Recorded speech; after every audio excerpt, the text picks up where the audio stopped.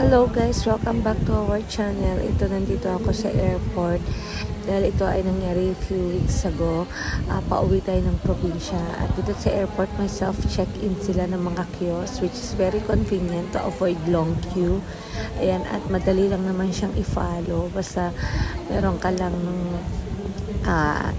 ang tawag dito, yung itinerary mo, makikita mo din yung mga pwede mong i-input siyan sa machine na yan. Ayan, nakakuha na ako ng boarding pass agad-agad at napaka-user friendly naman nila. Although wala naman masyadong pila sa airport at that time dahil hindi naman siya peak season para mag-travel. Papasok na tayo. Nakapag-early check-in na tayo. So, this is it. Solo flight. Hassle-free, self-check-in.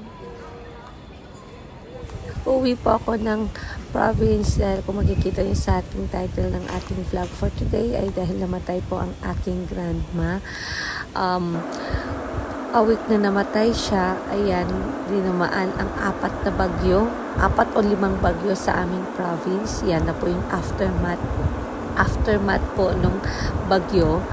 Binaha po ang probinsya ng Cagayan Valley. Ganyan po kalaki yung baha. Kuha po yan habang nasa airplane po ako. Nasa taas pa lang. Yan yung aerial shot po niya. Yan po yung lawak po ng baha at marami pa pong mga barangays po sa amin ang nabaha. Thankfully sa amin naman, sa barangay namin, hindi naman kami nabaha at saka sa bahay ng aking grandma. So, okay naman kami doon. Yun nga lang, maraming kababayan ang affected ng mga pagbagyo na yan at ang mga dulot ng pagbaha na gawa ng bagyo. Buti na lang nung time na umuwi ako ay tumigil na yung serye ng pagbagyo sa Northern Luzon. That's November 18. At narito na po tayo sa bayan ng aking grandma. Ito po ay ang Peña Blanca, Cagayan. Ang tourist spot na makikita sa lugar nila ay ang Calao Cave. Hindi po ako makakapunta dun sa Calao Cave.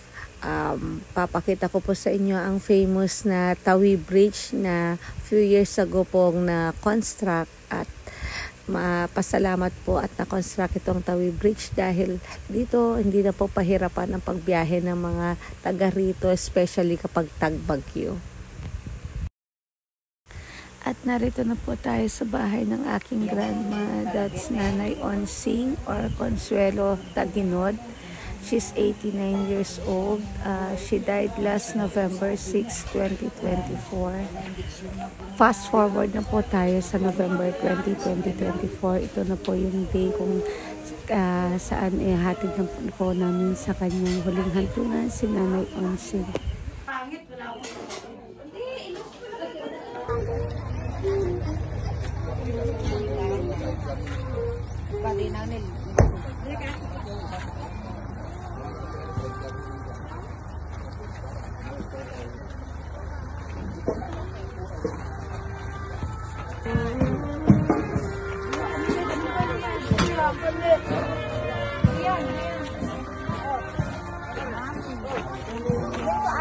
Ito na po yung picture taken sa simbahan at yung video call po ng aking kapatid at mga cousins na hindi po nakarating sa libing ng aking lola. Ako. Ito yung si lola ko.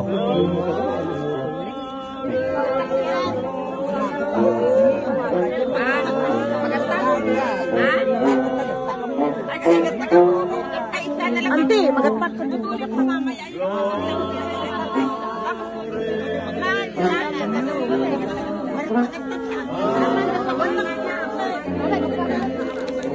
Lakas mo yan.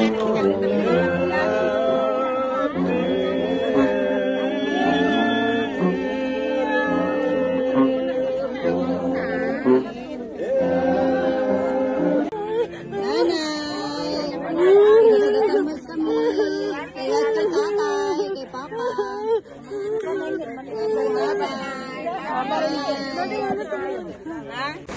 Salamat po sa lahat ng nakiramay at tumulong po sa amin sa pagpanaw po ni Nanay Onsing.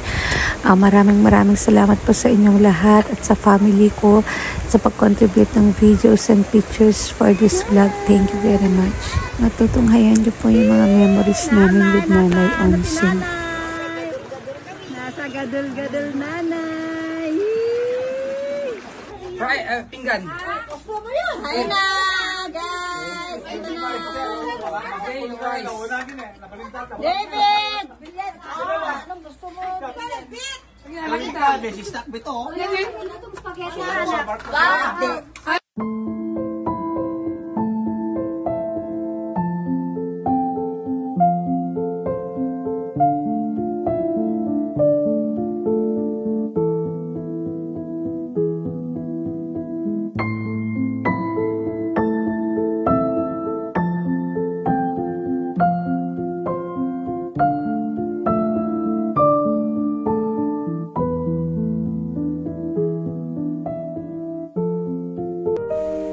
This is Tatay Onsong and Nanay Onsing, our maternal grandparents.